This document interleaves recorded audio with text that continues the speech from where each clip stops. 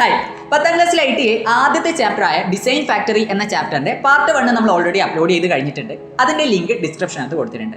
അപ്പോൾ പാർട്ട് 1 എവിടെയാണോ നമ്മൾ പ്രവർത്തനം നിർത്തിയത് അവിടെ നിന്നാണ് ഇനി നമ്മൾ തുടരാൻ വേണ്ടിയിട്ട് പോകുന്നത്. കുറേ കാര്യങ്ങൾ ചെയ്തിട്ട് നമ്മൾ നമ്മുടെ ഫയൽ കൃത്യമായ ഒരു ഫോൾഡറിൽ സേവ് ചെയ്ത് വെച്ചിട്ടുണ്ട്. അതിനെ നമുക്ക് ഇങ്ക്സ്കേപ്പിൽ ഓപ്പൺ ചെയ്ത ശേഷം ബാക്കി പരിപാടിയിലേക്ക് കിടക്കാം. നമ്മൾ നേരെ ഹോമിലേക്ക് പോകണം. ഓക്കെ, ഇവിടെ ആയിട്ട് നിങ്ങൾക്ക് ഹോം കാണാൻ പറ്റും. ഈ ഹോം ഡബിൾ ക്ലിക്ക് ചെയ്യുക.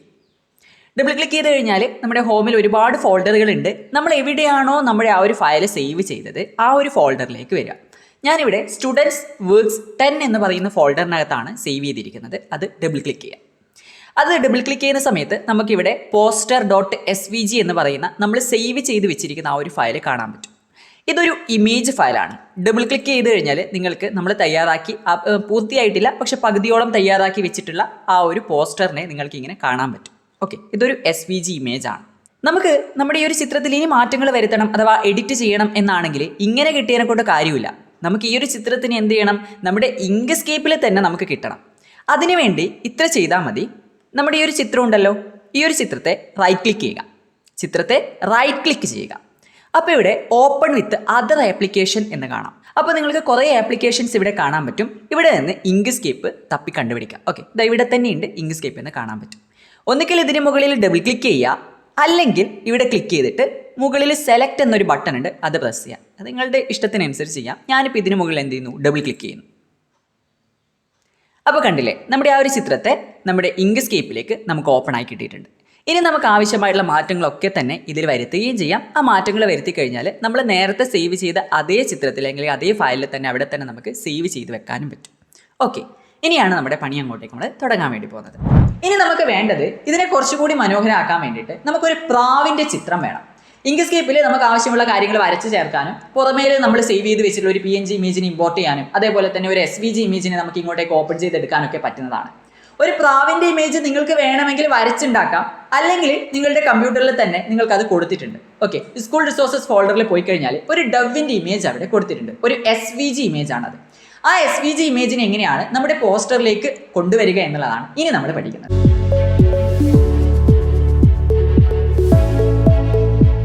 അപ്പോൾ നിങ്ങൾക്ക് ഓൾറെഡി ഒരു SVG ഇമേജ് ആണ് തന്നിട്ടുള്ളത്. ആ SVG ഇമേജിനെ നമുക്ക് ഇങ്ങോട്ടേക്ക് കൊണ്ടുവരാൻ വേണ്ടിയിട്ട് ഫയലിൽ ഓപ്പൺ കൊടുക്കുക. ഫയലിൽ ഓപ്പൺ കൊടുക്കുക. ഒരു SVG ഇമേജ് ആണ്, അതുകൊണ്ട് തന്നെ എന്ത് ചെയ്യുന്നു, ഫയലിൽ ഓപ്പൺ കൊടുക്കുക. ഓപ്പൺ കൊടുക്കുന്ന സമയത്ത് എവിടെയാണ് നമ്മുടെ ഫയൽ ഉള്ളത് എന്ന് ചോദിക്കുന്നുണ്ട്. ആ ഫയൽ ഉള്ളത് നമ്മുടെ ഹോമിലെ സ്കൂൾ റിസോഴ്സസ് എന്നൊരു ഫോൾഡർ കാണാൻ പറ്റും. ഈ ഫോൾഡർ ഓപ്പൺ ചെയ്യാം. അതിനകത്ത് ക്ലാസ് 10 എന്നൊരു ഫോൾഡർ കാണാം.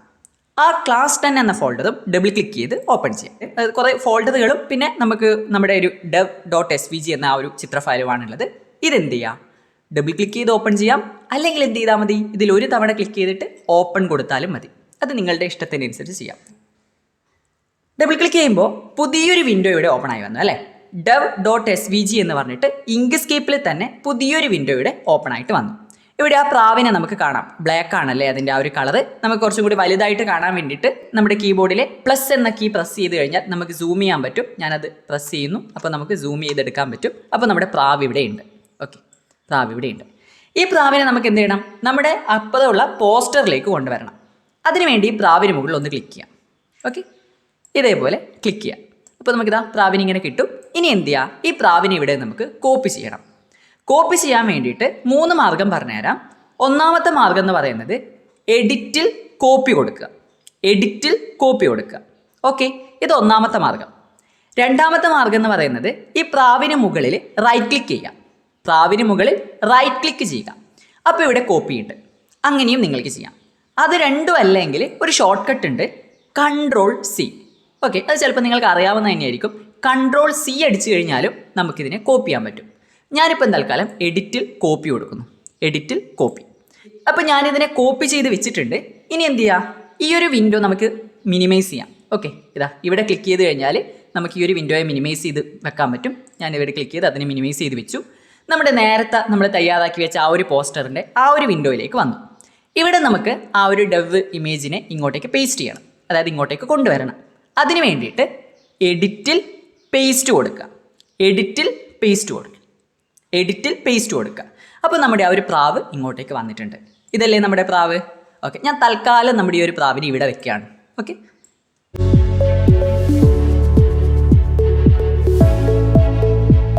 അപ്പോൾ ആദ്യം നമ്മൾ ചെയ്യാൻ വേണ്ടി പോകുന്നത് ഈ ഒരു തണ്ട് ഉണ്ടാക്കുക എന്ന് പറയുന്ന പരിപാടിയാണ്. ആ തണ്ട് വരയ്ക്കാൻ വേണ്ടിയിട്ട് നമ്മൾ ഉപയോഗിക്കാൻ വേണ്ടിയിട്ട് പോകുന്ന ടൂളാണ് draw bezier curves and straight lines എന്നതാണ് ഈ ടൂളിൻ്റെ പേര്. അപ്പോൾ ഈ ഒരു ടൂളിൻ്റെ ഷോർട്ട് കട്ട് ബി ആണ്. കീബോർഡിൽ ബി പ്രസ് ചെയ്തുകൊണ്ട് നിങ്ങൾക്ക് എടുക്കാം, അല്ലെങ്കിൽ എന്ത് ചെയ്യാം, ഇവിടെ ജസ്റ്റ് ഈ ഒരു ടൂൾ ക്ലിക്ക് ചെയ്താൽ മതി.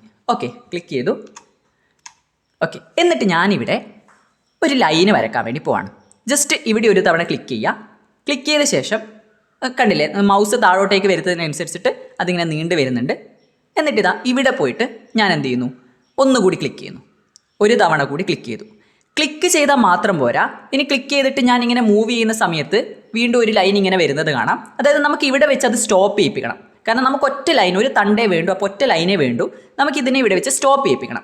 സ്റ്റോപ്പ് ചെയ്യിപ്പിക്കാൻ വേണ്ടിയിട്ട് നിങ്ങൾക്ക് ചെയ്യാൻ പറ്റുന്ന ഒരു കാര്യം എന്ന് പറയുന്നത്, ഒന്നിക്കൽ കീബോർഡിലെ എൻ്റർ കീ പ്രസ് ചെയ്യാം, അല്ലെങ്കിൽ നിങ്ങളുടെ മൗസിലെ റൈറ്റ് ക്ലിക്ക് ഇല്ലേ, റൈറ്റ് ക്ലിക്ക്, ഇതിൽ ഏത് വേണമെങ്കിലും നിങ്ങൾക്ക് ചെയ്യാം. ഒന്നിക്കൽ റൈറ്റ് ക്ലിക്ക് കൊടുക്കുക, അല്ലെങ്കിൽ കീബോർഡിലെ എൻ്റർ കീ പ്രസ് ചെയ്യാം.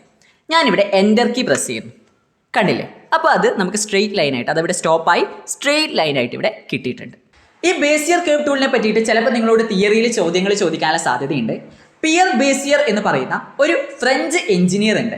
അദ്ദേഹത്തിൻ്റെ ആ ഒരു പേരിൽ നിന്നാണ് നമ്മുടെ ഈ ഒരു ബേസിയർ കർവ് ടൂൾ എന്ന ആ ഒരു ടൂളിൻ്റെ പേര് വന്നിരിക്കുന്നത്. അപ്പോൾ ഈ ഒരു കാര്യം ഒന്ന് നോട്ട് ചെയ്ത് വെച്ചേക്കുക, അല്ലെങ്കിൽ ഓർത്ത് വെച്ചേക്കുക, തിയറിയിൽ ചോദിക്കാനുള്ള സാധ്യതയുണ്ട്. ഇവിടെ നിങ്ങൾ നോക്കിയേ, ഇത് വളരെ നേരിയ തണ്ടാണ് അല്ലേ. നമുക്ക് കുറച്ച് ഇതിന് കട്ടി കൂട്ടണ്ടേ, കുറച്ചൊന്ന് കട്ടി കൂട്ടണം, എന്നാലാണ് ഭംഗി ഉണ്ടാവുക. അപ്പോൾ കട്ടി കൂട്ടാൻ വേണ്ടിയിട്ട് നമ്മൾ ചെയ്യാൻ വേണ്ടി പോകുന്നത്, നമുക്കറിയാം ഇത് സ്ട്രോക്കിൻ്റെ വിടുത്ത് നമുക്ക് കൂട്ടിയാൽ മതി അല്ലേ. അപ്പോൾ സ്ട്രോക്ക് വിടുത്ത് കൂട്ടണമെന്നുണ്ടെങ്കിൽ നേരെ ഫിൽ ആൻഡ് സ്ട്രോക്ക് വിൻഡോ നമുക്ക് ഓപ്പൺ ചെയ്യണം. ഫിൽ ആൻഡ് സ്ട്രോക്ക്, എന്നാലേ നമുക്ക് ആ സ്ട്രോക്ക് വിടുത്ത് കൂട്ടാൻ പറ്റൂ. അതിനുവേണ്ടി ഒബ്ജക്റ്റിൽ ഫിൽ ആൻഡ് സ്ട്രോക്ക് എടുക്കുക.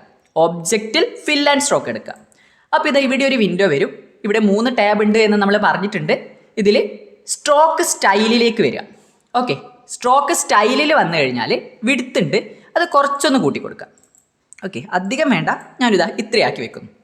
ഇപ്പോൾ ഇതിന് ബ്ലാക്ക് ആണ് കളറ്. ഓക്കെ, നമുക്ക് ബ്ലാക്ക് ആണോ വേണ്ടേ? അല്ല, ഇലയും തണ്ടും ഒക്കെയാണ്. അപ്പോൾ പച്ച കൊടുക്കുന്നത്, ഗ്രീന് കൊടുക്കുന്നതാണ് നല്ലത്. അതുകൊണ്ട് നിങ്ങൾക്ക് എന്ത് ചെയ്യാം, ഒന്നിക്കൽ ഇവിടെ സ്ട്രോക്ക് പെയിൻ്റ് ഉണ്ട്. ഈ സ്ട്രോക്ക് പെയിൻറ്റിൽ നിന്ന് നിങ്ങൾക്ക് ഇവിടെ നിന്ന് കളർ ചൂസ് ചെയ്യാം. ഇതാ അപ്പോൾ അവിടെ പച്ച നിറം വന്നിട്ടുണ്ട്.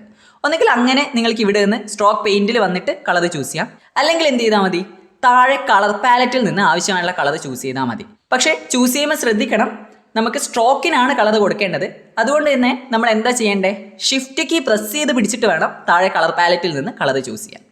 ഓക്കെ, അപ്പോൾ ഒന്നുകിൽ ഷിഫ്റ്റ് കീ പ്രസ് ചെയ്തിട്ട് താഴെ കളർ പാലറ്റിൽ നിന്ന് കളർ ചൂസ് ചെയ്യാം, അല്ലെങ്കിൽ എന്ത് ചെയ്താൽ മതി, നമ്മുടെ ഇവിടെ സ്ട്രോക്ക് പെയിൻറ്റിൽ പോയിട്ട് ആവശ്യമുള്ള കളർ ഇതാ ഇവിടെ നിങ്ങൾക്ക് വീലിലേക്ക് വന്നു കഴിഞ്ഞാൽ നിങ്ങൾക്കിവിടെ ആവശ്യമുള്ള കളർ ചൂസ് ചെയ്ത് കൊടുക്കാൻ വേണ്ടിയിട്ട് പറ്റുന്നതാണ്. ഓക്കെ അല്ലേ. അപ്പോൾ നമുക്ക് കളർ റെഡിയായി കിട്ടിയിട്ടുണ്ട്. അപ്പോൾ ഇപ്പോൾ നിങ്ങൾക്ക് മനസ്സിലായിട്ടുണ്ടാവും എന്താണ് draw bezier curves and straight lines എന്ന ഈ ഒരു ടൂളിൻ്റെ ഉപയോഗം എന്നുള്ളത്. അപ്പോൾ നമ്മുടെ നേരത്തെ ടേബിളിൽ നമുക്ക് ഫില്ല് ചെയ്യാനുണ്ട് പേജ് നമ്പർ 11. അവിടെ ഈ ഒരു ടൂളിനെ പറ്റിയിട്ട് പറയുന്നുണ്ട്. അപ്പോൾ അവിടെ കൃത്യമായിട്ട് എന്താണ് ഇതിൻ്റെ യൂസ് എന്നുള്ളത് അവിടെ എഴുതി വെക്കുക.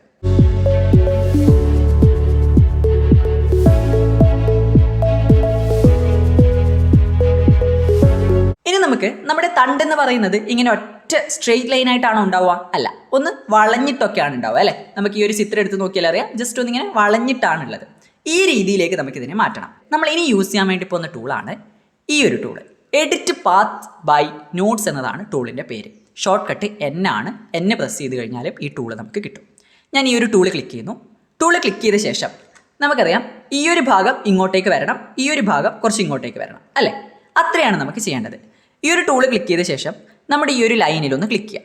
ഓക്കെ, ലൈനിലൊന്ന് ക്ലിക്ക് ചെയ്യാം. എന്നിട്ട് ഞാനിതാ ഇവിടെ പിടിച്ചിട്ട് ഒന്ന് ഇങ്ങോട്ടേക്ക് വലിക്കുന്നു. ഓക്കെ, ഞാൻ ഇങ്ങോട്ടേക്ക് വലിച്ചു. ഇനി ഞാൻ എന്ത് ചെയ്യുന്നു, നമുക്ക് ഈ ഭാഗം ഇങ്ങോട്ടേക്ക് കിട്ടി. ഇനി ഈ ഭാഗം നമുക്ക് എന്ത് വേണം, നേരെ ഓപ്പോസിറ്റ് സൈഡിലേക്ക് വരണം. ഓക്കെ, ഇത്രയും ഞാൻ സെറ്റാക്കി വെച്ചു. ഇവിടെ ശ്രദ്ധിക്കേണ്ട കാര്യം, ഇവിടെ എന്തോ ഒരു നീല കളറൊക്കെ വന്നിട്ടുണ്ട്. ചിലപ്പോൾ നിങ്ങൾക്ക് ഇത്തരത്തിൽ ഒരു കളർ വരാം, ചിലപ്പോൾ വരാതിരിക്കാം. ഇനി അഥവാ അങ്ങനെ വന്നിട്ടുണ്ടെങ്കിൽ അതെന്താണെന്ന് വെച്ച് കഴിഞ്ഞാൽ ഫിൽ കളർ അവിടെ കൊടുത്തതുകൊണ്ടാണ്. ആ ഫിൽ കളർ നമുക്ക് ഒഴിവാക്കണം, അതിൻ്റെ ആവശ്യം നമുക്കില്ല. നിങ്ങൾക്ക് താഴെ കളർ പാലറ്റില്ലേ, താഴെ കളർ പാലറ്റിൽ നമ്മൾ നേരത്തെ പറഞ്ഞിട്ടുണ്ട് ഫിൽ കളറൊക്കെ ഒഴിവാക്കാൻ വേണ്ടിയിട്ട് ഇവിടെ ഈ ഇൻറ്റു മാർക്ക് കൊടുക്കാം അല്ലേ. ഒന്നുകിൽ ഈ ഇൻറ്റു മാർക്ക് കൊടുക്കുക, അല്ലെങ്കിൽ നമ്മുടെ ഫിൽ ആൻഡ് സ്ട്രോക്ക് വിൻഡോ ഉണ്ട് അല്ലേ. ഫിൽ ആൻഡ് സ്ട്രോക്ക് വിൻഡോ ഉണ്ട്. ഇതിൽ ഫിൽ ടേബിൾ വന്നാലും ഇൻറ്റു മാർക്ക് കാണും. ഒന്നിക്കൽ ഇവിടെ ഈ ഒരു ഇൻറ്റു മാർക്ക് കൊടുക്കുക, അല്ലെങ്കിൽ താഴെ കളർ പാലറ്റിൽ നിന്ന് ഇൻറ്റു മാർക്ക് കൊടുക്കുക. അപ്പോൾ ആ ഒരു കളർ അങ്ങോട്ടേക്ക് പോയിട്ടുണ്ട്. അപ്പോൾ എഡിറ്റ് പാത്ത് ബൈ നോട്ട്സ് എന്ന് പറയുന്ന ഈ ഒരു ടൂളിൻ്റെ ഉപയോഗം എന്താണെന്ന് മനസ്സിലായില്ലേ?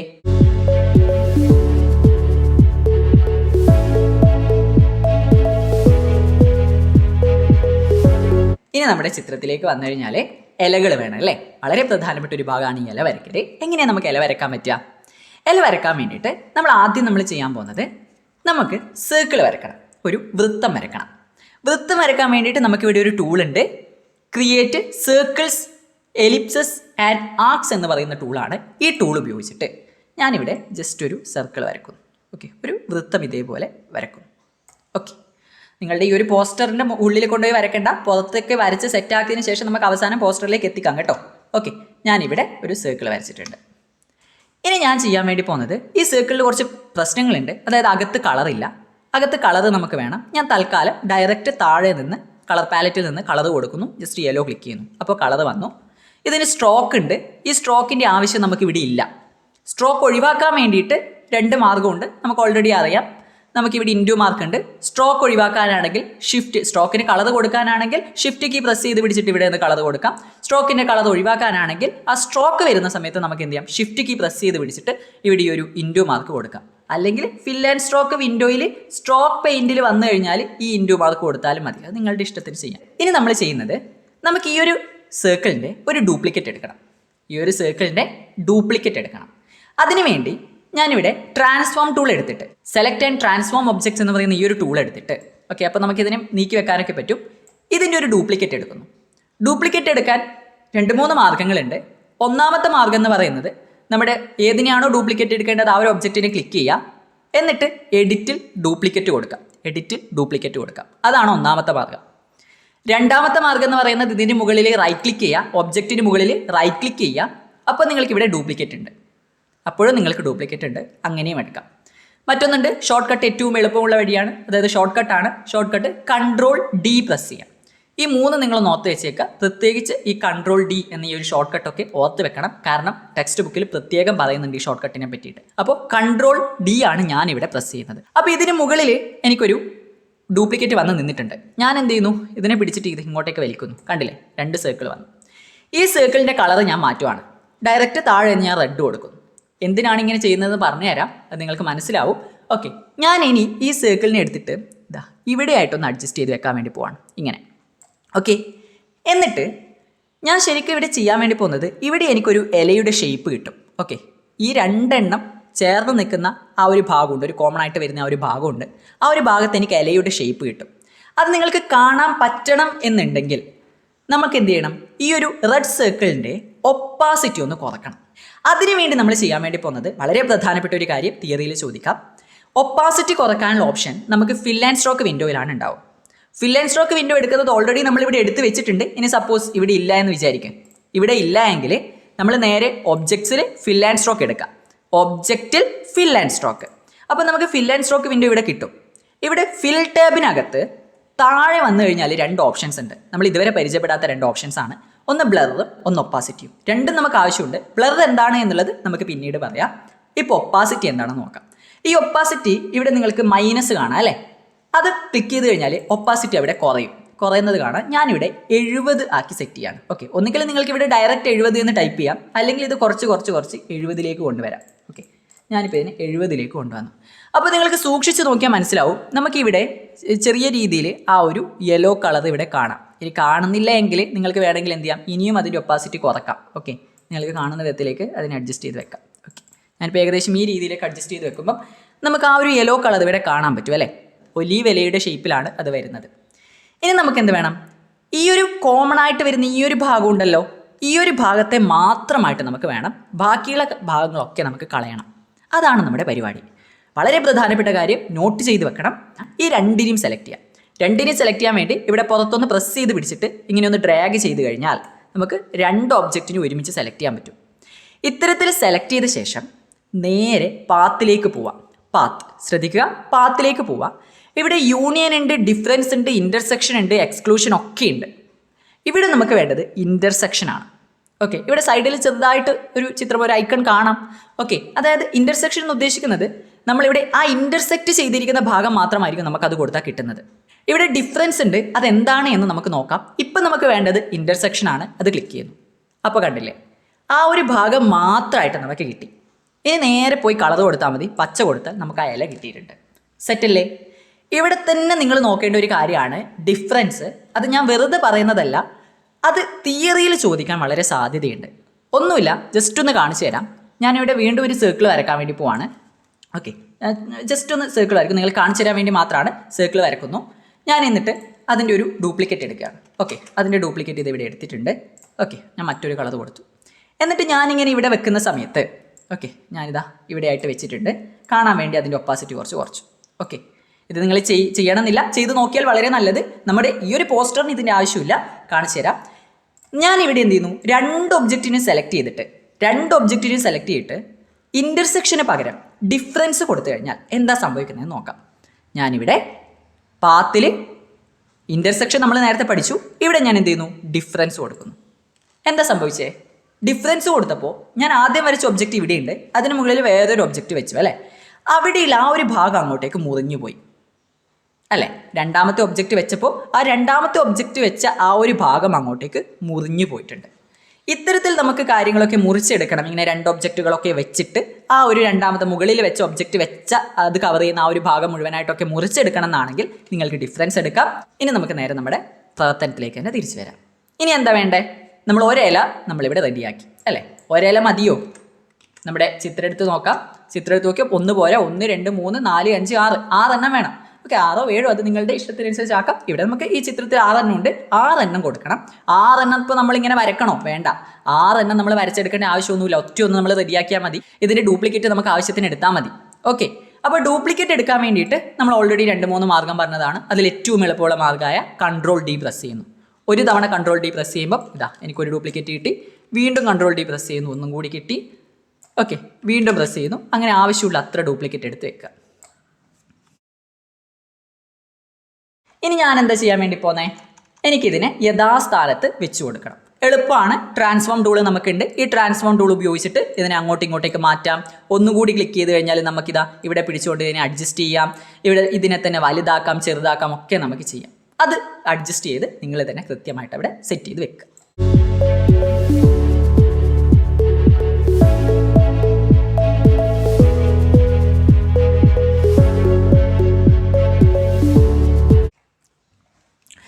ഓക്കെ, ഞാനിപ്പം ആ 6 ഇലകളും കൃത്യമായിട്ട് ഇവിടെ അഡ്ജസ്റ്റ് ചെയ്ത് വെച്ചിട്ടുണ്ട്. ഇനി ഞാനിവിടെ തണ്ട് പിടിച്ച് വലിച്ചു കഴിഞ്ഞാൽ അതിങ്ങോട്ടേക്ക് ഊരി വരും അല്ലേ.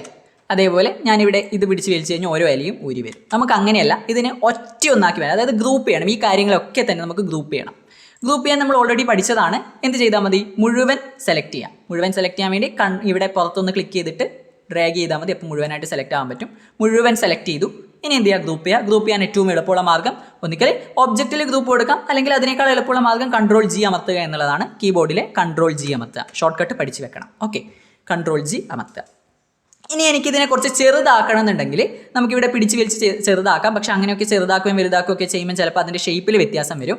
അപ്പോൾ ഷേപ്പിൽ വ്യത്യാസം വരാതെ എല്ലാ ഭാഗവും ഒരേപോലെ ചെറുതും വലുതും ആകാൻ വേണ്ടിയിട്ട് നമുക്ക് കീബോർഡിലെ കൺട്രോളും ഷിഫ്റ്റും ഒരുമിച്ച് പ്രസ് ചെയ്ത് പിടിച്ചിട്ടാണ് നമ്മൾ ചെറുതും വലുതുമാക്കുന്നതെങ്കിൽ ആ സെൻറ്ററിൽ നിന്ന് നമുക്ക് എല്ലാ ഭാഗവും ഒരേപോലെ ചെറുതും വലുതുമായിട്ട് കിട്ടും. ഓക്കെ, അപ്പോൾ നമ്മുടെ ഒലീവ് ഇല റെഡി ആയിട്ടുണ്ട്.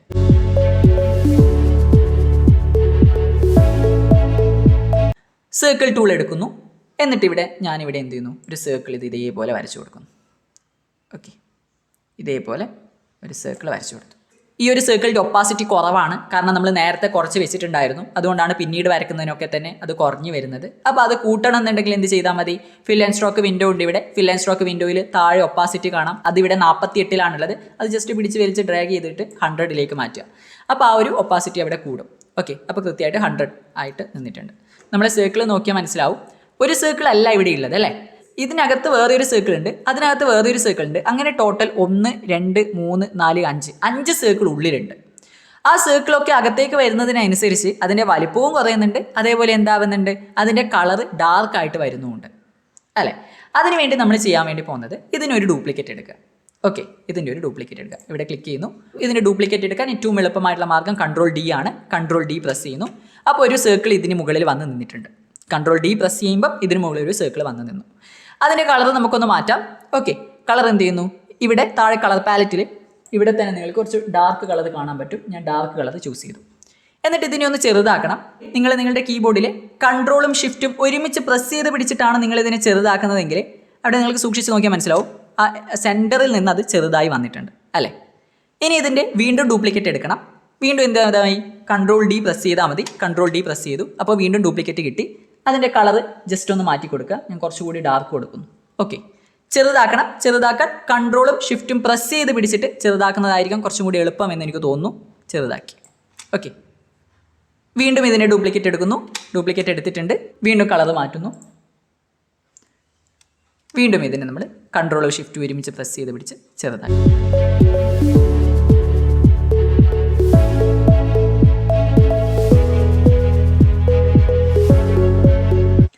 ഓക്കെ, അങ്ങനെ ആവശ്യത്തിനനുസരിച്ചിട്ടുള്ള ഡ്യൂപ്ലിക്കേറ്റുകൾ എടുത്ത് അതിൻ്റെ കളറൊക്കെ മാറ്റി സൈസൊക്കെ അഡ്ജസ്റ്റ് ചെയ്ത് ഇത്തരത്തിൽ ഞാനിവിടെ വെച്ചിട്ടുണ്ട്. ഇനി നിങ്ങളിവിടെ ശ്രദ്ധിക്കേണ്ട ഒരു കാര്യം, ഇനി നിങ്ങൾക്ക് ഇങ്ങനെ തന്നെ ചെയ്യണമെന്നില്ല. ഇതിനെ പുറത്തൊക്കെ വെച്ചിട്ടും ഇതിനെ ചെറുതും വലുതൊക്കെ ആക്കാം. പക്ഷേ അങ്ങനെ ആക്കുന്ന സമയത്ത് നിങ്ങൾക്കിതാ ഇവിടെ കൃത്യമായിട്ടെല്ലാം സെൻറ്ററിൽ ഇതേപോലെ കിട്ടണം എന്നില്ല അല്ലേ. എല്ലാം കറക്റ്റ് സെൻറ്ററിൽ വെച്ചാലേ ആ ഒരു നല്ല ഭംഗിയിൽ കിട്ടും. കറക്റ്റ് സെൻറ്ററിലേക്ക് എല്ലാ വൃത്തത്തിൽ ഇപ്പോൾ ഇങ്ങനെ കുറച്ച് അങ്ങോട്ടും ഇങ്ങോട്ടൊക്കെ നിങ്ങൾ പുറത്തൊക്കെ വെച്ചിട്ടാണ് ചെയ്യുന്നതെങ്കിൽ അങ്ങോട്ടേക്ക് ഇങ്ങോട്ടേക്കൊക്കെ ആയിട്ടുണ്ടെങ്കിൽ നമുക്കിതിനെ കൃത്യമായിട്ട് സെൻറ്ററിലേക്ക് അലൈൻ ചെയ്ത് വെക്കണം എന്നുണ്ടെങ്കിൽ അത്ര എളുപ്പമല്ല. അപ്പോൾ കൃത്യമായിട്ട് എളുപ്പത്തിൽ ഇതിനൊന്ന് അലൈൻ ചെയ്ത് വെക്കാൻ വേണ്ടിയിട്ട് നമുക്കൊരു വിൻഡോ ഇവിടെ ഓപ്പൺ ചെയ്യാം. അലൈൻ ആൻഡ് ഡിസ്ട്രിബ്യൂട്ട് എന്ന് പറയുന്നൊരു വിൻഡോ ഉണ്ട്. അത് നമുക്ക് ഓപ്പൺ ചെയ്യാൻ കീബോർഡിലെ കൺട്രോളും ഷിഫ്റ്റും പ്രസ് ചെയ്ത് പിടിച്ചിട്ട് എ എന്ന കീ പ്രസ് ചെയ്യാം. ശ്രദ്ധിക്കുക, കൺട്രോളും ഷിഫ്റ്റും പ്രസ് ചെയ്ത് പിടിച്ചിട്ട് എ എന്ന കീ പ്രസ് ചെയ്യാം. അപ്പോൾ നിങ്ങൾക്കിതാ ഇവിടെയായിട്ട് ഒരു പുതിയ വിൻഡോ വന്നിട്ടുണ്ട്. അലൈൻ ആൻഡ് ഡിസ്ട്രിബ്യൂട്ട് എന്നതാണ് ഈ വിൻഡോയുടെ പേര്. ഇനി ഇത്ര ചെയ്താൽ മതി. ഇവിടെ നിങ്ങൾക്കുള്ള എല്ലാ ഒബ്ജക്റ്റുകളെയും സെലക്ട് ചെയ്യാം. ഓക്കെ, അതായത് ഈ വൃത്തങ്ങളെ മുഴുവൻ ഞാനിവിടെ സെലക്ട് ചെയ്യുന്നു. മുഴുവനായിട്ട് സെലക്ട് ചെയ്തു. ഇനി നമുക്ക് ഇവിടെ കുറേ കാര്യങ്ങൾ നിങ്ങൾക്ക് കാണാൻ പറ്റും. ഇതൊക്കെ തന്നെ നിങ്ങൾക്ക് ഉപയോഗിച്ച് ഇതിൻ്റെ ഉപയോഗം നോക്കാൻ പറ്റും. ഇതിൽ ഏറ്റവും പ്രധാനപ്പെട്ട നിങ്ങൾക്ക് യൂസ് ആവുന്ന ഒരു കാര്യം പറഞ്ഞുതരാം. ഒന്നാമത്തേത് ഇവിടെ കാണുന്ന സെൻറ്റർ ഓൺ വേർട്ടിക്കൽ ആക്സിസ് എന്നതാണ്. ഇത് ക്ലിക്ക് ചെയ്യാം. Okay, centre on vertical axis. അതിൻ്റെ താഴെ തന്നെ വേറെ ഒന്നുണ്ട്, സെൻറ്റർ ഓൺ ഹോറിസോണ്ടൽ ആക്സിസ്. അതും ക്ലിക്ക് ചെയ്യാം. അപ്പോൾ കണ്ടില്ലേ, എല്ലാം കൃത്യമായിട്ട് ആ സെൻറ്ററിലേക്ക് വന്നിട്ടുണ്ട്. അപ്പോൾ ഈ രണ്ടെണ്ണം വളരെ പ്രധാനപ്പെട്ടത് ഓർത്ത് വെക്കുക. അപ്പോൾ ഗ്രൂപ്പ് ചെയ്യാൻ വേണ്ടി ഇവിടെ പുറത്തൊന്ന് പ്രസ് ചെയ്ത് പിടിച്ചിട്ട് ഇങ്ങനെ ഒന്ന് ഡ്രാഗ് ചെയ്ത് കഴിഞ്ഞാൽ അത് മുഴുവനായിട്ട് സെലക്ട് ആയി കിട്ടും. ഗ്രൂപ്പ് ചെയ്യാൻ കൺട്രോൾ ജി അമർത്തിയാൽ മതി. അപ്പോൾ അത് ഗ്രൂപ്പ് ആയിട്ടുണ്ട്. കൺട്രോൾ ജി അമർത്തിയാൽ ഗ്രൂപ്പ് ആവും. അതിനെ പിടിച്ച് വലിച്ച് നമുക്ക് ഇങ്ങോട്ടേക്ക് കൊണ്ടുവരാം. കൊണ്ടുവന്നു. കുറച്ച് വലുതാക്കണം. വലുതാക്കുമ്പോൾ ശ്രദ്ധിക്കുക, കൺട്രോൾ പ്രസ് ചെയ്ത് പിടിച്ചിട്ട് വലുതാക്കുകയാണെങ്കിൽ അതിൻ്റെ ആ ഒരു ഹൈറ്റും വിഡ്ത്തും ഒരേ അനുപാതത്തിൽ നിങ്ങൾക്ക് വലുതായി കിട്ടും. ഓക്കെ, കൺട്രോൾ മാത്രം പ്രസ് ചെയ്ത് പിടിച്ചാൽ. കൺട്രോളും ഷിഫ്റ്റും ആകുമ്പോൾ ആ സെൻറ്ററിൽ നിന്ന് കൃത്യമായിട്ട് അത് ചുറ്റിലും വലുതാവും ചെറുതാവും ചെയ്യും. ഓക്കെ, ഞാനിപ്പോൾ ഇതിനെ ഇവിടെ അഡ്ജസ്റ്റ് ചെയ്ത് വെക്കുന്നു. ഈ പ്രാവിനെ നമുക്ക് എന്ത് ചെയ്യണം, ഇങ്ങോട്ടേക്ക് കൊണ്ടുവരണം. പക്ഷേ പ്രാവിനെ ഇങ്ങോട്ടേക്ക് കൊണ്ടുവരുമ്പോൾ അറിയാം ബ്ലാക്ക് കളറാണ്. ബ്ലാക്ക് അല്ല നമുക്ക് വേണ്ടത്, വൈറ്റ് വേണം. സിമ്പിളാണ്. നിങ്ങൾ ഇത്ര ചെയ്താൽ മതി. പ്രാവിൽ ക്ലിക്ക് ചെയ്യുക. താഴെ കളർ പാലറ്റിലുണ്ട്, അവിടെ പോയിട്ട് കളർ ചൂസ് ചെയ്ത് കഴിഞ്ഞാൽ അകത്താണ് കളറാവുന്നത്. കണ്ടില്ലേ, അകത്താണ്, ഫില്ലാണ് വരുന്നത്. അതല്ല നമ്മൾ ചെയ്യേണ്ടത്. പ്രാവിൽ ക്ലിക്ക് ചെയ്തിട്ട് അതിൽ സ്ട്രോക്കിനാണ് കളർ മാറ്റം വരുത്തേണ്ടത്. അതുകൊണ്ട് എന്ത് ചെയ്യുക, പ്രാവിൽ ക്ലിക്ക് ചെയ്തിട്ട് ആ ഡബിൾ ക്ലിക്ക് ചെയ്തിട്ട് സ്ട്രോക്കിന് കളർ വ്യത്യാസം വരുത്താൻ ഒന്നിക്കെ സ്ട്രോക്ക് പെയിൻറ്റിൽ പോകാം, ഫിൽ ആൻഡ് സ്ട്രോക്ക് എടുത്തിട്ട്. അല്ലെങ്കിൽ എളുപ്പമാർഗ്ഗം എന്ന് പറയുന്നത് ഷിഫ്റ്റ് കീ പ്രസ് ചെയ്ത് പിടിച്ചിട്ട് താഴെ കളർ പാലറ്റിൽ നിന്ന് വൈറ്റ് കളർ ചൂസ് ചെയ്യാം. ഓക്കെ, അപ്പോൾ നമുക്ക് ആ ഒരു പ്രാവിനെ നമുക്ക് കിട്ടും. ഓക്കെ അല്ലേ, സെറ്റായിട്ടുണ്ട്. ഇനി നിങ്ങൾക്ക് ഇവിടെ ഇങ്ങനെ സൂം ചെയ്ത് നോക്കിയാൽ മനസ്സിലാവും നമ്മുടെ പ്രാവിൻ്റെ കണ്ണിൻ്റെ ഉള്ളിൽ കളർ ഫില്ലായിട്ടില്ല അല്ലേ.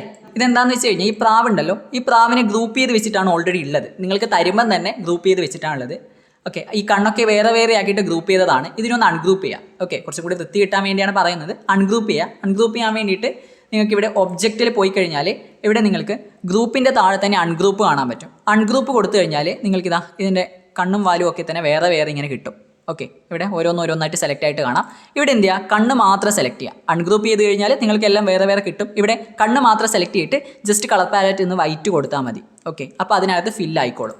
ഓക്കെ, അൺഗ്രൂപ്പ് ചെയ്ത് കഴിഞ്ഞാൽ നിങ്ങൾ ഓർക്കണം, നിങ്ങൾക്ക് പരിപാടി കഴിഞ്ഞ് കഴിഞ്ഞാൽ ഇതിനെ ഗ്രൂപ്പ് ചെയ്യണം കേട്ടോ. അല്ലെങ്കിൽ പിടിച്ച് വലിക്കുമ്പോൾ കണ്ണ് മാത്രം ഉരുപ്പ് വരും. ഓക്കെ, അതുകൊണ്ട് മുഴുവനായിട്ടൊന്ന് ഗ്രൂപ്പ് ചെയ്യാം. മുഴുവനായിട്ട് ഞാനിവിടെ സെലക്ട് ചെയ്യുന്നു. കൺട്രോൾ ജി പ്രസ് ചെയ്താൽ മതി, ഗ്രൂപ്പായി കിട്ടി. സെറ്റല്ലേ. ഓക്കെ, ഈ ഒരു പ്രാവിനെ പിടിച്ച് ഇതാ ഇങ്ങോട്ടേക്ക് വെക്കുന്നു. എന്താ ഇവിടെയുള്ള പ്രശ്നം? നമ്മുടെ ഒലിവ് ഇലയെയും പിടിച്ച് ഞാൻ ഇങ്ങോട്ടേക്ക് കൊണ്ടുവരുന്നു. എന്താ ഇവിടെയുള്ള പ്രശ്നം? പ്രാവ് പുറകിലേക്ക് പോയി. ടെക്സ്റ്റ് ബുക്കിലെ പേജ് നമ്പർ 20 എടുത്ത് നോക്കിയാൽ അവിടെ കുറച്ച് ചോദ്യങ്ങൾ കാണാം. ഒരു 3 ചോദ്യങ്ങൾ അവിടെ കൊടുത്തിട്ടുണ്ട്. ഈ 3 ചോദ്യങ്ങളിലെ ഉത്തരങ്ങൾ നമ്മൾ തന്നെ കണ്ടുപിടിക്കണം. ഓക്കെ, അത് കണ്ടുപിടിച്ചാൽ മാത്രമേ നമുക്ക് ഇനി കണ്ടിന്യൂ ചെയ്യാൻ പറ്റൂ. അപ്പോൾ ആ ചോദ്യങ്ങൾ നമ്മൾ നോക്കുന്നു, ആ ചോദ്യങ്ങളുടെ ഉത്തരങ്ങളും കൂടി നോക്കിയിട്ടാണ് നമ്മൾ ഇനിയുള്ള കാര്യങ്ങൾ ചെയ്യാൻ വേണ്ടിയിട്ട് പോകുന്നത്. പേജ് നമ്പർ 20 നിങ്ങൾക്കിതാ 3 പോയിന്റുകൾ ഉണ്ട്. മൂന്ന് ചോദ്യങ്ങളാണ്. എന്താണ് നമുക്ക് വായിച്ചു നോക്കാം. Which key can be used to bring the dove to the top? അതായത് നമുക്ക് നമ്മുടെ ഡവിനെ ഏറ്റവും മുകളിൽ ഏത് കീ ഉപയോഗിച്ചാലാണ് പ്രാവിനെ ഏറ്റവും മുകളിലേക്ക് കൊണ്ടുവരാൻ കഴിയുക? ആദ്യത്തെ ചോദ്യം നോക്കാം. ആദ്യം നമുക്കിത് ചെയ്തു നോക്കാം. അപ്പോൾ ആ ചോദ്യത്തിൻ്റെ ഉത്തരമാണ് നമ്മളിവിടെ കണ്ടുപിടിക്കുന്നത്. ഇത്രയും വേണ്ടു. നമ്മുടെ പ്രാവ് പുറകിലാണുള്ളത്. ശ്രദ്ധിച്ചു നോക്കിയാൽ മനസ്സിലാവും അല്ലേ? പ്രാവ് പുറകിലാണുള്ളത്. ആ പ്രാവിനെ നമുക്ക് മുകളിലേക്ക് കൊണ്ടുവരാൻ വേണ്ടിയിട്ട് ഏത് കീ യൂസ് ചെയ്താൽ മതി? പ്രാവിൽ ക്ലിക്ക് ചെയ്യുക, ഡവിൽ ക്ലിക്ക് ചെയ്യുക. നമ്മുടെ കീബോർഡിൽ പേജ് അപ്പ് പേജ് ഡൗൺ ഉണ്ട്. പേജ് അപ്പ് ക്ലിക്ക് ചെയ്ത് കഴിഞ്ഞാൽ മുകളിലേക്ക് വരുത്താൻ പറ്റും. പേജ് ഡൗൺ ക്ലിക്ക് ചെയ്ത് കഴിഞ്ഞാൽ താഴോട്ടേക്ക് കൊണ്ടുവരാൻ പറ്റും. നമുക്കിതിനെ മുകളിലേക്ക് കൊണ്ടുവരാൻ വേണ്ടിയിട്ട് നമ്മൾ ഉപയോഗിക്കാൻ വേണ്ടിയിട്ട് പോകുന്ന കീ എന്ന് പറയുന്നത് പേജ് അപ്പാണ്. കീബോർഡിൽ പേജ് അപ്പ് കൊടുക്കുക. ഓക്കെ, അപ്പോൾ നമ്മുടെ പ്രാവ് ഇവിടെ മുകളിലേക്ക് വന്നിട്ടുണ്ട്. ഇവിടെ പ്രധാനമായിട്ട് ശ്രദ്ധിക്കേണ്ട ഒരു കാര്യം, നിങ്ങൾക്കിവിടെ ഒന്നിലധികം ഒബ്ജക്റ്റുകൾ മുകളിലായിട്ടുണ്ടെങ്കിൽ അതിൽ ഏറ്റവും പുറകിലുള്ള ഒബ്ജക്റ്റിനെ ഏറ്റവും മുകളിൽ എത്തിക്കണമെന്നുണ്ടെങ്കിൽ നമ്മുടെ കീബോർഡിലെ ഹോം എന്ന കീ പ്രസ് ചെയ്താൽ മതി. എന്നാൽ ഒരു ഒബ്ജക്റ്റ് ഒക്കെ മുകളിലുള്ളൂ എങ്കിൽ തൊട്ട് പുറകിലുള്ളതിനെ തൊട്ട് മുന്നിലേക്ക് എത്തിക്കാൻ വേണ്ടിയിട്ട് നിങ്ങൾക്ക് പേജ് അപ്പും കൊടുക്കാം. ഓക്കെ, അപ്പോൾ ഈ 2 കീകൾ ഒന്ന് ഓർത്ത് വെച്ചേക്കുക. അടുത്ത ചോദ്യം നോക്കാം. ചിത്രം 1.15 ആ ഒരു ചിത്രത്തിൽ ഇവിടെ കാണുന്നുണ്ട്. ഈ ഒരു ചിത്രത്തിലുള്ളതുപോലെ ഈ പ്രാവിനെ വലത്തോട്ട് തിരിഞ്ഞതാക്കാൻ എന്ത് ചെയ്യണം? ക്യാൻവാസിന് മുകളിലുള്ള ടൂൾ കൺട്രോൾ ബാറിൽ ഇതിനുള്ള സൗകര്യമുണ്ടോ എന്ന് പരിശോധിക്കൂ. ഓക്കെ, അതായത് what must be done to make this dove turn right as in figure 1.15. Check the tool control bar at the top of the canvas to see if this option is available. നമ്മുടെ ഈ ഒരു പ്രാവ് ശരിക്കും പറഞ്ഞാൽ ഇങ്ങോട്ടേക്കുള്ളത്, left ഭാഗത്തേക്ക് തിരിഞ്ഞിട്ടുള്ളത് അല്ലെ, ഇടത് ഭാഗത്തേക്ക് തിരിഞ്ഞിട്ടുള്ളത്. അതിനെ വലത് ഭാഗത്തേക്ക് മാറ്റാൻ വേണ്ടിയിട്ട് നമുക്ക് എന്താണ് ചെയ്യാൻ വേണ്ടി പറ്റുന്നത് എന്നാണ് ചോദിച്ചിരിക്കുന്നത്. ആ ഒരു ചോദ്യത്തിൻ്റെ ഉത്തരമാണ് നമ്മളിവിടെ കണ്ടുപിടിക്കുന്നത്. ഓക്കെ, നോക്കാം. അതിനായിട്ട് നമ്മുടെ ഇവിടെ വന്നു കഴിഞ്ഞാൽ നമ്മുടെ പ്രാവിനെ ഒന്ന് ക്ലിക്ക് ചെയ്ത് കൊടുക്കുക. പ്രാവിനെ ക്ലിക്ക് ചെയ്ത് കഴിഞ്ഞാൽ, അതായത് ട്രാൻസ്ഫോം ടൂൾ ഉപയോഗിച്ചിട്ട് നമ്മുടെ പ്രാവിനെ ഒന്ന് ക്ലിക്ക് ചെയ്ത് കഴിഞ്ഞാൽ ഇവിടെ ഈ കാണുന്ന ഈ ഒരു ഭാഗത്തെയാണ് നമ്മൾ ടൂൾ കൺട്രോൾ ബാർ എന്ന് പറയുന്നത്. ഈ ടൂൾ കൺട്രോൾ ബാറിൽ ഏതോ ഒരു ഓപ്ഷൻ നമുക്ക് ഉപയോഗിച്ച് കഴിഞ്ഞാൽ ഇതിനെ നേരെ തിരിക്കാൻ വേണ്ടിയിട്ട് പറ്റും. ഈ റൈറ്റ് സൈഡിലേക്ക് തിരിക്കാൻ പറ്റും. അതിനുള്ള ഓപ്ഷനാണ് ഇവിടെ നിങ്ങൾക്ക് ഒന്നാമത്തത് കാണാൻ പറ്റും, ഫ്ലിപ്പ് സെലക്റ്റഡ് ഒബ്ജക്ട്സ് ഹൊറിസോണ്ടലി. അടുത്തത് കാണാൻ പറ്റും ഫ്ലിപ്പ് സെലക്റ്റഡ് ഒബ്ജക്ട്സ് വെർട്ടിക്കലി. ഈ 2 ഓപ്ഷൻ ഉണ്ട്. ഇതിലേതോ ഒന്നാണ് നമുക്ക് വേണ്ടത്. ഞാനിപ്പോൾ വെർട്ടിക്കലി ആണ് ക്ലിക്ക് ചെയ്യുന്നതെങ്കിൽ പ്രാവ് നേരെ തല തിരിഞ്ഞു. ഓക്കെ, കാക്ക മലന്ന് പറക്കുക എന്നൊക്കെ പറയുന്നില്ലേ, അതേപോലെ പ്രാവ് ഇവിടെ മലന്ന് പറന്നു. നമുക്ക് മലന്ന് പറക്കുന്ന പ്രാവല്ല നമുക്ക് വേണ്ടത്. നമുക്ക് എന്ത് വേണം? അതൊന്നും കൂടി ക്ലിക്ക് ചെയ്താൽ മതി, നേരെ തന്നെ നിന്നോളും, നേരെ പറന്നോളും. നമുക്കിതിനെ നേരെ ഫ്ലിപ്പ് ചെയ്യണം, ഹൊറിസോണ്ടലി ഫ്ലിപ്പ് ചെയ്യണം. അതിന് വേണ്ടിയത് ഈ ഒരു ഓപ്ഷനാണ് ക്ലിക്ക് ചെയ്യേണ്ടത്, flip selected objects horizontally. H press ചെയ്താലും മതി. ഓക്കെ, ക്ലിക്ക് ചെയ്യുന്നു, നേരെ ഹൊറിസോണ്ടലി അത് ഫ്ലിപ്പായി നേരെ തിരിഞ്ഞു നിന്നു, റൈറ്റ് സൈഡിലേക്കായി നിന്നു. ഓക്കെ, ഇനി നമുക്കിത് ഈ ചങ്ങായിനെ പിടിച്ചിട്ട് മുമ്പിലേക്ക് കൊണ്ടുവരാം. അടുത്ത ചോദ്യം നോക്കാം. Can we position the doves break slightly outside the circle? അതായത് ഇവിടെ കണ്ടില്ലേ നമ്മുടെ ആ ഒരു വേർഡ് കുറച്ച് ചെറുതായിട്ട് നമ്മുടെ സർക്കിളിൻ്റെ പുറത്തായിട്ടുള്ളത്. അത് കാണിച്ചു തരാം. ഓക്കെ, കാണിച്ചു തരാം. ചോദ്യം ഇവിടെയുണ്ട്. പ്രാവിൻ്റെ വായ്ഭാഗം വൃത്തത്തിന് അല്പം പുറത്തേക്ക് നിൽക്കുന്ന തരത്തിലായാലോ? അതെങ്ങനെയാക്കുക? അത് കുറച്ചും കൂടി ഭംഗി വരാൻ വേണ്ടിയിട്ടാണ് അങ്ങനെ ചെയ്യുന്നത്. അത് നമ്മൾ ഈ ഒരു പോസ്റ്റർ എടുത്ത് നോക്കി കഴിഞ്ഞാൽ നിങ്ങൾക്ക് മനസ്സിലാവും. കണ്ടില്ലേ, വായുഭാഗം കുറച്ച് പുറത്തേക്ക് വന്നിട്ടുണ്ട്. ആ രീതിയിലേക്ക് നമുക്ക് സെറ്റ് ചെയ്യണം. അതിന് ചെയ്യാൻ വലിയ ബുദ്ധിമുട്ടൊന്നുമില്ല, നിങ്ങൾക്ക് തന്നെ അറിയുന്ന ഒരു കാര്യമാണ്. അതിനെന്ത് ചെയ്യാം? നമുക്ക് നമ്മുടെ പ്രാവിനെ പിടിച്ച് വലിച്ചിട്ട് ഇവിടെ വെക്കാം, കുറച്ചൊന്ന് വായു പുറത്തേക്ക്. ഓക്കെ, ആ ഒരു കൊക്ക് പുറത്തേക്ക് വന്ന് നിന്നിട്ടുണ്ട്. ഇനി നമ്മുടെ ഈ ഒരു ഇലയെ പിടിച്ചിട്ട് ഇങ്ങോട്ടേക്ക് കൊണ്ടുവരാം. ഓക്കെ, ഇവിടെയായിട്ട് വെക്കാം. ഇവിടെയാണ് നമുക്ക് വെക്കേണ്ടത്. ശ്രദ്ധിക്കേണ്ട കാര്യം എന്താ? ഇല സർക്കിളിൻ്റെ പുറകിലും പ്രാവിൻ്റെ കൊക്കിൻ്റെ പുറകിലുമാണുള്ളത്. അതിനെ നമുക്ക് എന്ത് ചെയ്യണം? മുകളിലേക്ക് കൊണ്ടുവരണം. സ്വാഭാവികമായിട്ട് നമ്മൾ എന്ത് ചെയ്താൽ മതി? നമ്മുടെ കീബോർഡിൻ്റെ അകത്തുള്ള പേജ് അപ്പ് എന്നത് പ്രസ് ചെയ്താൽ മതി.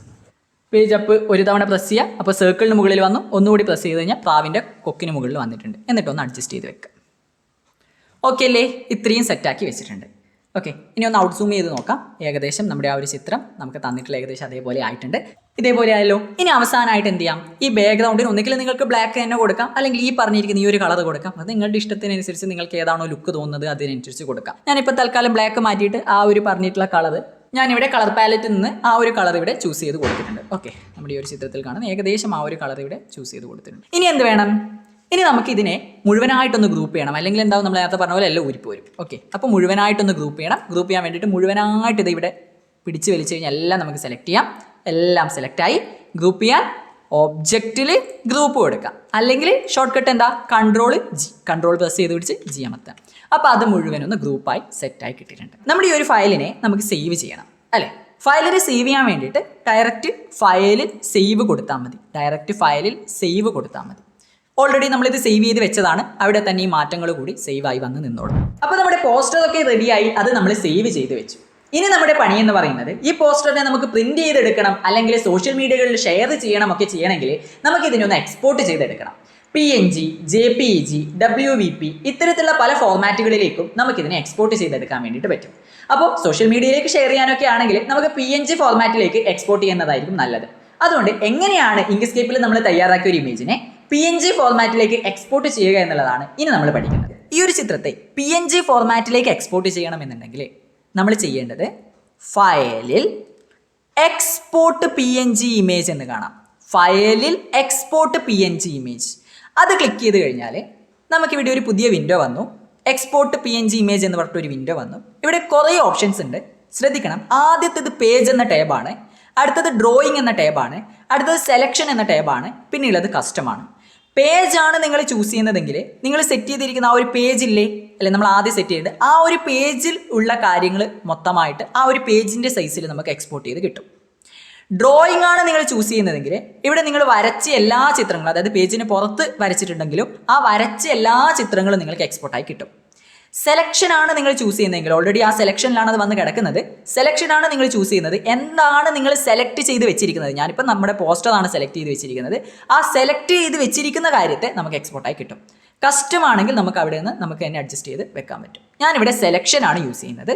സെലക്ഷൻ കൊടുത്തതിന് ശേഷം ശ്രദ്ധിക്കേണ്ട കാര്യം വളരെ പ്രധാനമായിട്ട്, ഇമേജ് സൈസ് എന്ന സ്ഥലത്ത് ഇവിടെ നമുക്ക് DPI ചൂസ് ചെയ്യാൻ വേണ്ടിയിട്ട് പറ്റും. 96 DPI തന്നെ കൊടുക്കുന്നു.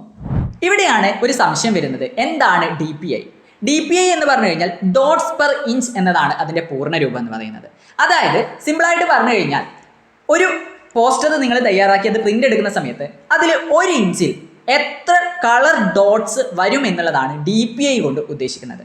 നിങ്ങൾക്ക് അവിടെ 96, 300 തുടങ്ങിയ സംഖ്യകൾ കൊടുക്കാം. അതായത് സോഷ്യൽ മീഡിയകളിലൊക്കെ ഷെയർ ചെയ്യാനാണ്, അല്ലെങ്കിൽ ഡിസ്പ്ലേകൾ, അതായത് സാധാരണ മൊബൈൽ ഫോൺ കമ്പ്യൂട്ടറുകളിലൊക്കെയാണ് നിങ്ങൾക്ക് ഷെയർ ചെയ്ത് ഉപയോഗിക്കണമെങ്കിൽ അവിടെ 96 DPI കൊടുക്കുന്നതാണ് നല്ലത്.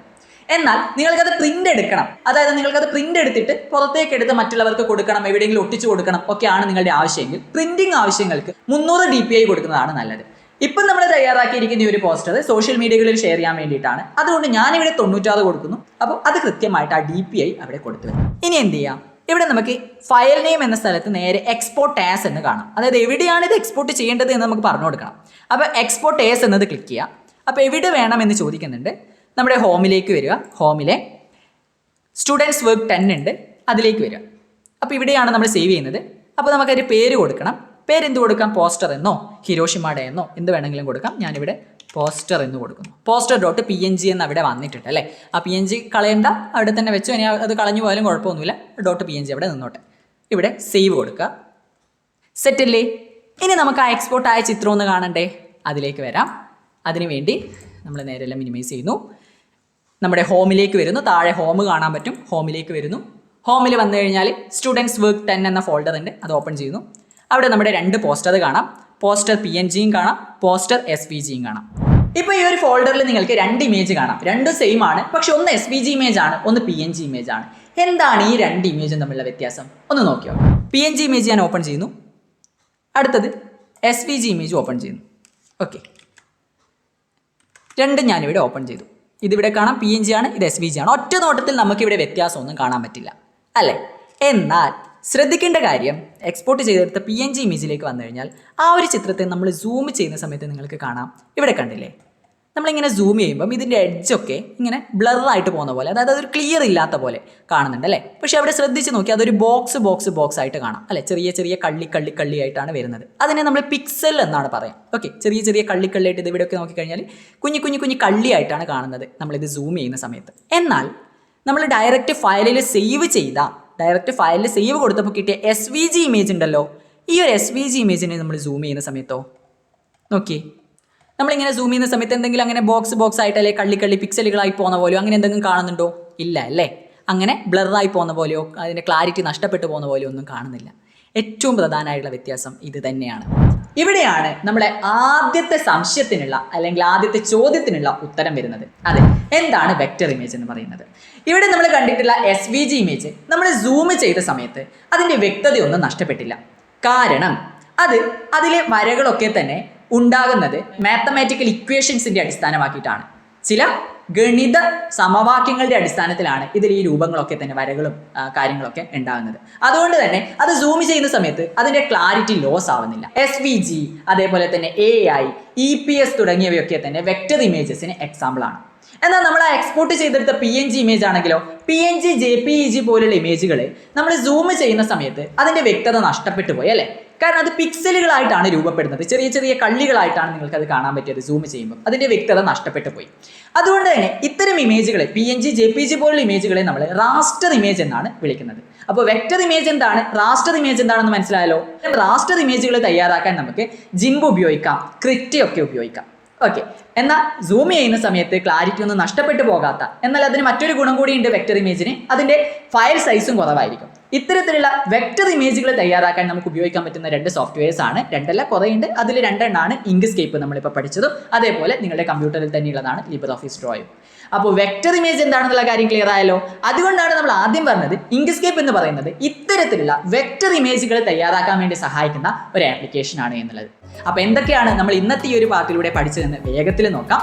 നമ്മൾ ആദ്യമേ സേവ് ചെയ്ത് വെച്ചിട്ടുള്ള ഒരു SVG ഇമേജ് ഉണ്ടായിരുന്നു. അതിനെ നമ്മൾ ഇങ്ക്സ്കേപ്പിൽ എങ്ങനെയാണ് ഓപ്പൺ ചെയ്യുക എന്നുള്ളത് പഠിച്ചു.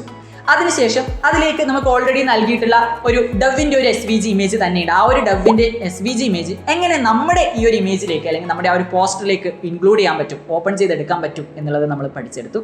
അതിനുശേഷം നമ്മൾ നേരെ പോയത് ഒലീവ് ഇല വരക്കാൻ വേണ്ടിയിട്ടാണ്. ആ ഒലീവ് ഇല വരക്കുന്നതിലൂടെ തന്നെ ഇന്റർസെക്ഷൻ എന്താണ് എന്നുള്ളതും ഡിഫറൻസ് എന്താണ് എന്നുള്ളതും പിന്നെ ചില ടൂളുകളെ പറ്റി കൂടി നമ്മൾ പഠിച്ചിട്ടുണ്ട്. കുറച്ചുകൂടി അട്രാക്റ്റീവ് ആക്കാൻ വേണ്ടിയിട്ട് സർക്കിൾ വരച്ചു. ആ സർക്കിളിനെ കൃത്യമായിട്ട് അറേഞ്ച് ചെയ്ത് വെക്കുന്നത് എങ്ങനെയെന്നുള്ളത് നമ്മൾ പഠിച്ചു കഴിഞ്ഞു. കൃത്യമായിട്ട് ആവശ്യമുള്ള എല്ലാ എലമെന്റുകളും നമ്മുടെ പോസ്റ്ററിലേക്ക് ഉൾക്കൊള്ളിച്ചുകൊണ്ട് ആ പോസ്റ്ററിനെ മുഴുവനായിട്ട് ഗ്രൂപ്പ് ചെയ്യാനും നമ്മൾ പഠിച്ചു. ആ ഫയലിനെ സേവ് ചെയ്യുകയും അതേപോലെ നമുക്കത് പ്രിന്റിംഗ് പർപ്പസിനോ അല്ലെങ്കിൽ സോഷ്യൽ മീഡിയകളിൽ ഷെയർ ചെയ്യാനൊക്കെ ആയിട്ട് അതിനെ എക്സ്പോർട്ട് ചെയ്യണം. PNG ഫോർമാറ്റിലേക്ക് എങ്ങനെയാണ് അതിനെ എക്സ്പോർട്ട് ചെയ്തെടുക്കുക എന്നുള്ളത് നമ്മൾ പഠിച്ചു. അവസാനമായിട്ട് നമ്മുടെ ആദ്യത്തെ ചോദ്യം ഉണ്ടായിരുന്നു, എന്താണ് വെക്റ്റർ ഇമേജ് എന്നുള്ളത്. അപ്പോൾ വെക്റ്റർ ഇമേജ് എന്താണെന്നുള്ളതും റാസ്റ്റർ ഇമേജ് എന്താണെന്നുള്ളതും നമ്മൾ തന്നെ കൃത്യമായിട്ട് അത് മുന്നിൽ കണ്ടുകൊണ്ട് മനസ്സിലാക്കി കഴിഞ്ഞു. ഇത്രയും കാര്യങ്ങളാണ് നമ്മുടെ ഈ പാർട്ട് 2 നമ്മൾ പഠിച്ചത്. ഇനി കുറച്ചൊരു കാര്യം കൂടി ഉണ്ട്, അത് നമ്മുടെ പാർട്ട് 3 നമ്മൾ ഡിസ്കസ് ചെയ്യാം. അപ്പോൾ വീഡിയോസ് ഇഷ്ടപ്പെടുന്നുണ്ടെങ്കിൽ, നമ്മുടെ ക്ലാസ്സുകൾ മനസ്സിലാവുന്നുണ്ടെങ്കിൽ തീർച്ചയായിട്ടും കമൻറ്റ് ചെയ്യുക. എന്തെങ്കിലും പോരായ്മകളുണ്ട് അല്ലെങ്കിൽ എന്തെങ്കിലും മാറ്റങ്ങൾ വരുത്തണം എന്നുണ്ടെങ്കിൽ അതും നിങ്ങൾക്ക് കമൻറ്റ് ചെയ്യാം. മറ്റൊരു IT വീഡിയോ അല്ലെങ്കിൽ നിങ്ങൾക്ക് യൂസ്ഫുൾ ആകുന്ന മറ്റൊരു വീഡിയോ ആയിട്ട് വീണ്ടും